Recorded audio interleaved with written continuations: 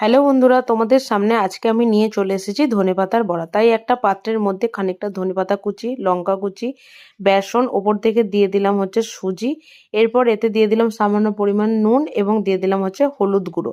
এরপর এটাকে খুব ভালোভাবে মিক্স করার পর সামান্য পরিমাণ একটু করে জল দিয়ে দিয়ে এটাকে খুব ভালোভাবে মেখে নিতে হবে। এরপর একটা কড়ার মধ্যে তেল দিয়ে তেলটাকে গরম করে তার মধ্যে একে একে দিয়ে দিতে হবে ধনেপাতার বড়াগুলো। তোমরা এখানে সুজির বদলে চালের গুঁড়িও কিন্তু দিতে পারো, তাতে জিনিসটা একটু ক্রিস্পি টাইপ হয়। তো এরপর আমি এগুলোকে উল্টে পাল্টে খুব ভালোভাবে লাল লাল করে ভেজে নিয়েছিলাম। তোমরাও এইভাবে ভেজে নিও। তো ভেজে নেবার পরে আমি এগুলোকে পরিবেশন করেছিলাম। কে কারা কারা ধনেপাতার বড়া বাড়িতে এইভাবে রান্না করো অবশ্যই কিন্তু কমেন্ট বক্সে জানাবে, এবং তোমরা যদি এর মধ্যে কিছু অ্যাড করে থাকো সেটাও কিন্তু জানিও।